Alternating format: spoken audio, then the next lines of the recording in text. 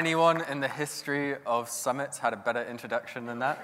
I don't think so. That was quite simply beautiful and brought a tear to my eye. Thank you very much. She's right, I was joking, and I also asked for Rob Lee to be introducing me through the medium of dance. However, he's not here. So I need this. Thank you very much. That's very helpful. I was going to try and do it with my brain, but we're not quite there yet.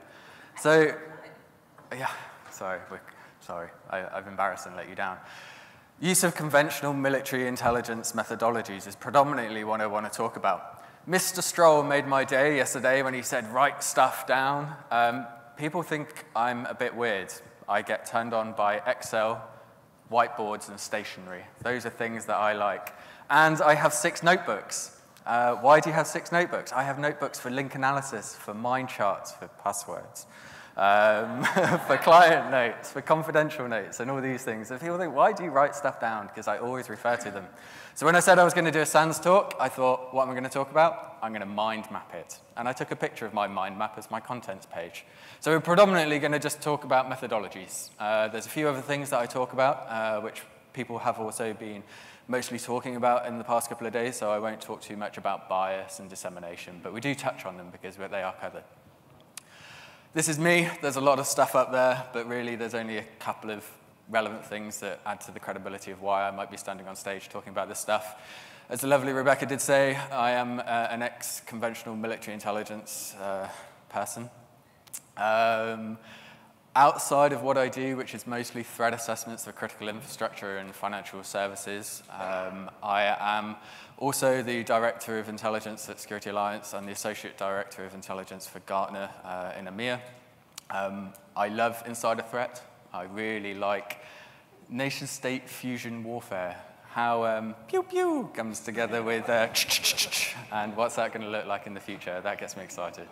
I am in the UK. I'm a CREST-certified threat intelligence manager, which allows me to produce threat assessments for government and for banking. Because in the UK, you have to be regulated to do threat intelligence in a way, so that's a good thing. Right, this is going to set my tone for the speech. This is a wheel. It is a very good wheel. It is attached to a beautiful motorcycle. It takes us places. It works. We designed the wheel. So why do we do things that are not necessarily wheels? Why are we trying to redefine the wheel? When we have things that are out there that have worked for us over a very long period of time, and we've refined them, and we've worked on them, and we've got good at them, most agencies have got good at them, why are we trying to design new things? There are new things that have come out, which have been fantastic. I'm not going to say anything about vendors, but we know there's multiple ways you can sell things. It really is the briefest history of intelligence you will ever see, but from Sun Tzu, of course, the Middle Ages, Queen Elizabeth and her emissaries, the Venetians and their embassies and sending out their spies, the First World War, the Great War, the Second World War, Cold War, current insurgency operations, and through to cyber. We've been using these methodologies and these analytical techniques, and they work mostly, and they're pretty good. So we need to try and stick with them. Right. So initially, there was a picture of Mr. Putin on a pug. You know, the little dogs that bark too much. However, it was pointed out to me by a friend that actually there's probably GU or FSB or someone around at some point, so I didn't want to upset the Russians a little bit too much. So just so you know, this is photoshopped, believe it or not. He doesn't ride bears around the Russian wilderness, but he was riding a horse like that, so that's where it was stolen from. But the important thing for this talk really is, please don't get hung up on the assessment. The talk is there to show you a few different methodologies that we use, just to make you aware of them, how you can use them, where they exist, rather than going, you know, you should just go on a SANS Forensics 578 course, which I did this week with Rebecca and Rob, and they will go into detail of some of the methodologies. Country X can be anyone. It's not the United States of America. It could be France, could be Germany, not the UK, but there we go. Cone of plausibility. I love cones of plausibility. In fact, I love all analytical methodologies, and that's why I like conferences and summits, because I get to stand on stages, although this is my sans cherry being popped, because I get to talk about things that I genuinely am passionate about, and I am passionate about analytical methods, believe it or not. Like I said, I'm a bit of a strange person. Cones of plausibility, what is it? It lets us identify drivers behind a scenario, or look at the drivers behind a scenario, or use drivers to help create a scenario. We then have assumptions that we've made based on those drivers. Now, it doesn't matter what the drivers are. I always fall back to my training, and I use things like Stemples and Pestle. Hopefully there's a few nods in the audience. If not, things like political, social, technological, environmental, legal, the rest are up there. And it looks at the assumptions that are behind those drivers that allow us to create a baseline scenario. And I think this is fairly baseline. You know, Russia continues to play upon internal political divisions within both the population and the government. Corporates, we spend some money, we spend just about enough money on cybersecurity and security, but we still get breached, we're not spending enough, and there's not enough legislation around it. Social media remains just horrendously poor for getting rid of fake news. Let's not forget the Russians are demigods when it comes to information operations and psyops, so they're just going to keep manipulating that. And the Russians, they're just going to keep targeting NATO. They want NATO's destruction. Pretty standard baseline. Cones of plausibility, though, gets us looking at some of those assumptions that we've made and start swapping them out, thinking, you know what, this is pretty standard, but what happens if this isn't what we think? What happens if this driver changes? What happens if all of a sudden the government starts putting large fines or sending directors to jail when there's big breaches of confidential and sensitive information one day? Things start to change, and it changes our scenarios, and we're looking for more plausible scenarios. You know, Russian intrusion does continue. However, what are we looking at here? Because fake news is stopped. Oh, there's a TV down here. I didn't know that. That's helpful. Russians, their social media, fake news, generally they fall out of the press. We stop talking about them so much. They still continue doing what they're doing in the background, but we can actually start concentrating on different things as a nation. We can then take out some of those scenarios, put them back, and we can come up with some drivers or assumptions that are a little bit more out there. So country X, the president decides we're going to start playing hardball with this government, with the Russians. We're going to get Vlad and we're going to stick him in a box. Not literally, but in a corner, that's what I should say. We start doing some offensive cyber operations. We start doing some really good information operations ourselves. All of a sudden, things change a little bit. Russia's economy becomes a little bit unstable. There's more pressure on Mr. Putin for the second time in 8 years. All of a sudden, his position starts to become a little bit more untenable. More cyber operations commence out of the Russians, out of country X, out of NATO. Bit of an information Cold War moving on. So what is it really? Cones of plausibility? Yes, that was a strategic question, but it can absolutely be for technical analysis as well. If you're creating attack trees, simulated attack scenarios, or anything like that, you can start looking at some of the scenarios which you think you're probably going to go with, but start just pushing them out a little bit and trying different areas. Identify your drivers and your assumptions, but you can use it anywhere in the, or for any type of intelligence. Batcasting, another one I really love. Batcasting, so let's just take a scenario. We're a pharmaceutical company. We've been smashing all of our spare capital into a new piece of IP, a new drug. However, that drug, the research that goes behind it is sucked up by a large nation that likes to steal IP. And all of a sudden, the press become aware, the media, our shareholders, that all of this investment that we've had has disappeared into our IP. The IP's disappeared. And that merger with another organization that we needed to do in order to move into the market effectively, that's now done. Don't need to worry about the assumptions. This is a storyboard. Now, most of you will recognize this bit, but that's different. In a lot of the threat assessments we do them with the likes of the Bank of England's CBEST scheme, and it's about telling a story. It's not always technical. You've got to get buy-in from everyone. You know, what's the exposition? What's creating the scenario of a breach? What's the rising action? What's the climax? How does the breach happen? The falling action, things that start to happen in the denouement, or the things that come together. What does that look like? Now, there's a big gap up there between intrusion and exfiltration, but that's where that bit falls in. That's where the cyber kill chain is. And then once we're in the kill chain, once we're inside our network, how does that attack happen? So, backcasting. What is it? Effectively, it is taking an end event. What is our worst case scenario? We've gone through kinds of plausibility. We've looked at all our scenarios. We've got all of these scenarios, but how are they going to happen? You know, a series of events have to happen in order for that IP server to be breached, for the information to be leaked, whatever. That's our end state. Not just strategically, not just from the storyboard point of view, they've got to find information, the press have got to find out. All those kind of things are things that have to happen, but also technically. They get to a certain stage of the network. At this point, they'd have to escalate privileges. In order to do that, they need to compromise this account. Oh, it's okay, because when they get to this point, it's air-gapped. It's not going to happen. Well, wildcard scenario. What happens if they do breach, get over the air gap somehow? So what is it really? It's working from an endpoint, starting at the beginning, and it's identifying, for the conventional army, military people in the world, your combat indicators, your flags and your signposts. It's saying, right, this has to happen, and then if this happens, uh-oh, and then this happens, okay, we know what's potentially going to happen here. If this and this happens, then it's likely, or I assess it's likely, that the target will be going after this particular asset. If they go after this asset, this is the impact of that asset. So it's a way of us creating storyboards, combat indicators, flags, so we can start to identify things sooner than we possibly already have. Because we've already thought about them, we've already got a process. It gives us some use cases.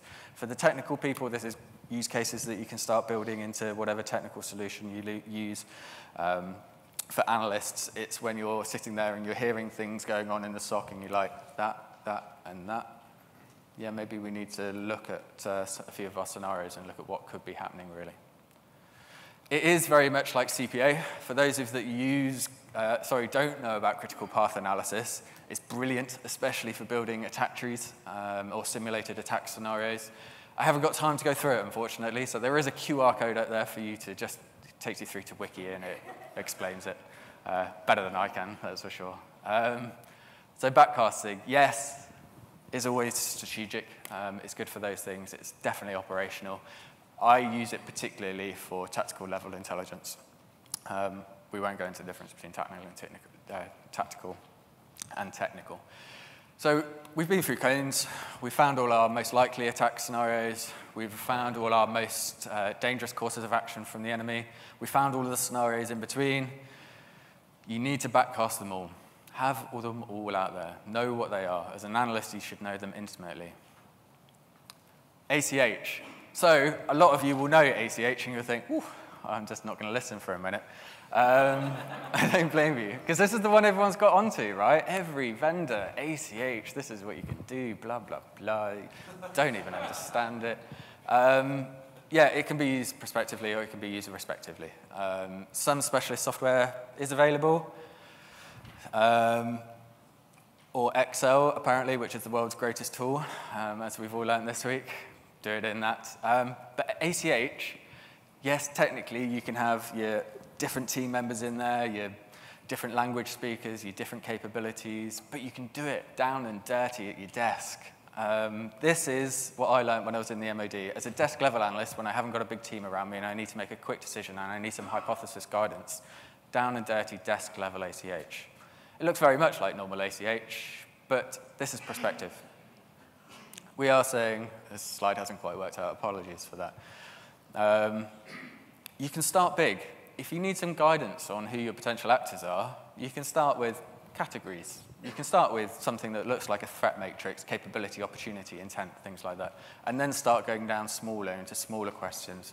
We started with categories up here, OCG actors, hacktivists. You can then move on to individual nations, individual actors, whatever you need to do. So we can see nation states, proxies, etc. are the highest scoring. These guys. Still likely, just less likely. And then the scoring. For those that don't know, with ACH, one of the things you're looking for is standard deviation in the scores. The bigger the standard deviation, the more important that piece of evidence is. And by the way, it doesn't have to be evidence. It can be an assumption as well. You just need to state that it's an assumption. And all of a sudden, this piece of evidence becomes a little bit more important, because if you've got a piece of evidence where there's very little standard deviation, what's that really telling you? Does that tell you anything? Not really. It doesn't mean you delete it or get rid of it. Just grey it out, stick a pencil through it, but show it's in there, show you're working.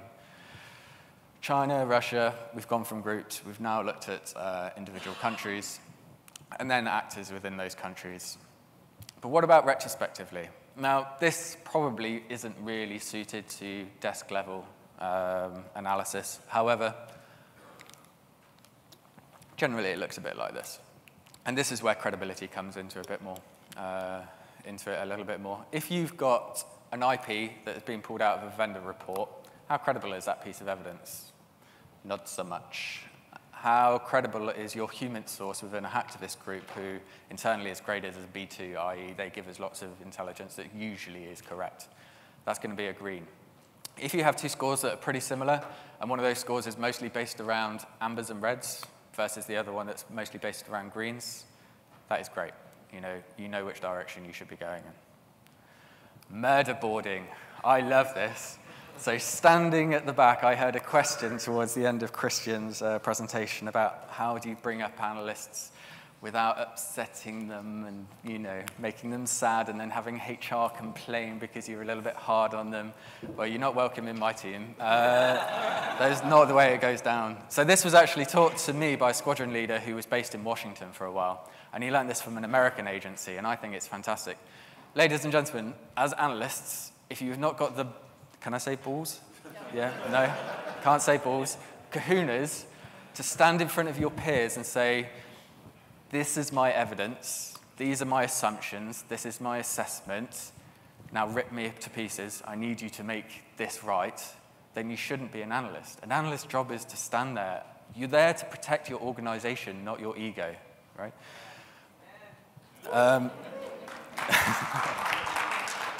Stand there and say, and let them pull them to pieces. Let them question everything. And that's only going to make you better. This is a really good, you can still do QA. And by the way, this isn't just necessarily about evidence. This is also about terminology, because terminology is so important. Why have you used that word? That word could mean different things to different people.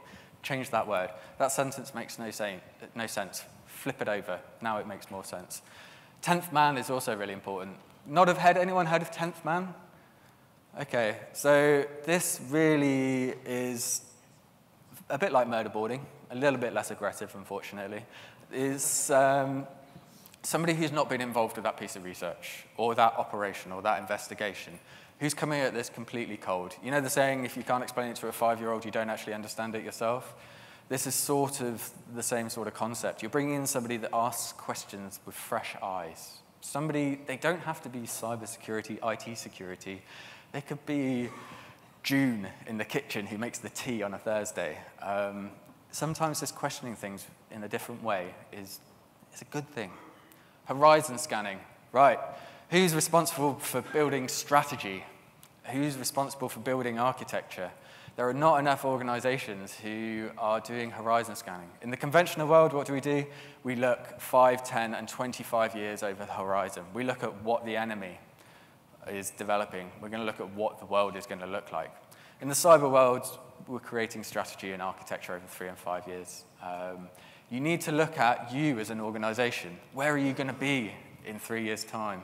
How much have you expanded into different geographical locations, new industries? How big's your organization? What technologies are you going to use? What technologies are out there? What's your environment going to look like? What's the enemy going to look like? What's the threat landscape going to look like? Build your strategies off this. You shouldn't be taking a single point in time, as in what everything is now, or these are all the technologies. Horizon scanning should guide everything that you do in both collection and strategy. But don't forget the basics. I mentioned my 6 notebooks. Mr. Stroll, why are you not here? You'd be proud of me and you'd want to adopt me because I want him for my grandfather. But you need to draw link analysis charts. By the way, you can't rely I have a threat match portal, an intelligence portal thing that I sell and stuff for the company that I work for, but you can't rely on people's software to do link analysis for you. I was lucky enough to try a piece of software here recently, and there was a link between two groups, which I thought was really interesting because I know who the group is and I know who they attack somehow. And I looked at they never attacked those guys. And then I looked at it, and it was just because the software had associated them as a threat actor, even though I suppose they are.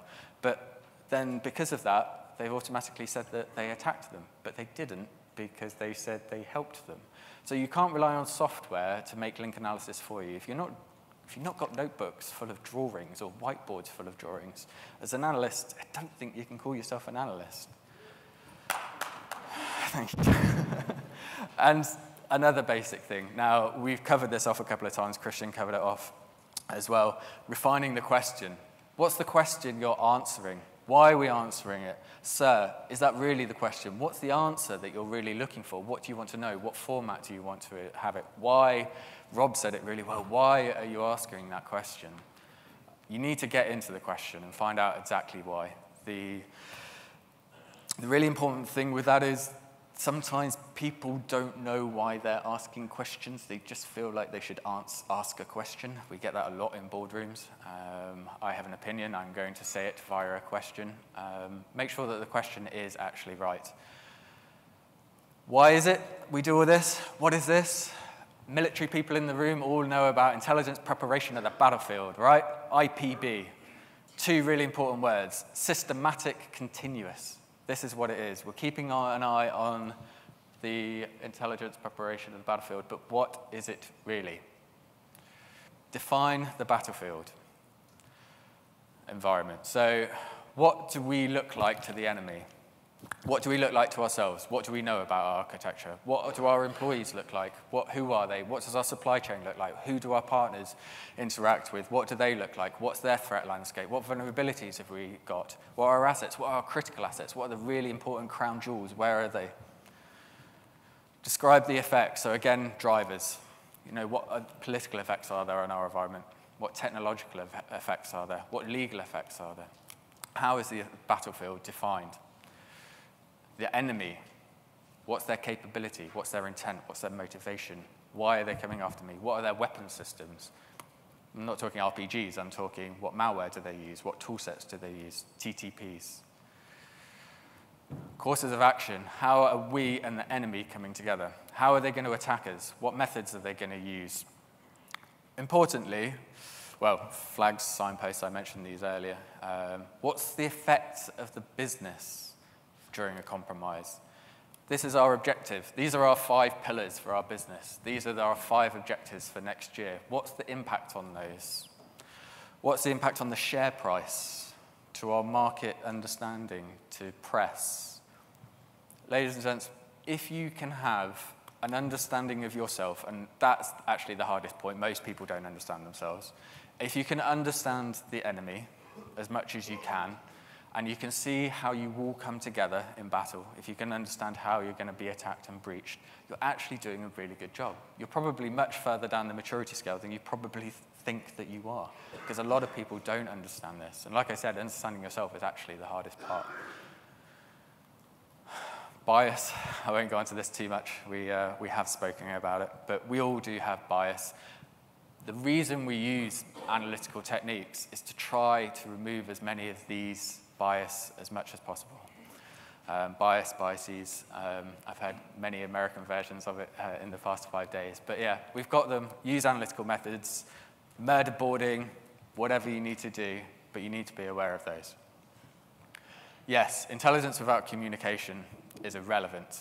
However, when that communication of that intelligence is using fluffy language. Christian and I are going to have a conversation later on about conversational language in reports. I come from a very different ilk and a very different background. However, there's guides out there. Rob mentioned The Economist style guide, which is fantastic. The CII wrote a style guide. Take people's style guides, write your own style guide internally, disseminate it, and stick to it. it's really important because people have got to know consistently what you mean. Using the same style of language all of the time is one of the most important things you can do when you're disseminating a product. Terminology is critical in this. I use the uncertainty yardstick. Most of NATO does. Plausibility yardstick to some people. If you use something like this, keep using it. In all of my reports, I usually have a few pages that talks about terminologies, but if it's just an int rep, it's a one-pager, I put this in size 8 in grey at the bottom, just so they know what I mean. There's always a constant reference to, and they understand the difference between what's likely and what's unlikely, what's highly likely versus it's almost certain. Because at the end of the day, we're trying to make things that are relevant to all of our audiences, so they always know what they're talking about. When I say commanders of all levels, managers, C-suite, CXOs, analysts alike. One final point. Obviously, Christian did a much better job, so I'm not going to really hone on about it. But my 2 big things, brevity, just say it, get it to the point, and importantly, after you've said it, so what? What does that mean to you? And remember your audience. Christian made that really, really clear. What does it mean to the CXO? What does it mean to the CFO, the CRO, whoever needs to see that report? What does it mean to the analysts? What does it mean to the managers? What does it mean to the employees? Always got to have a so what. If there's no so what, it's not an intelligence product at all.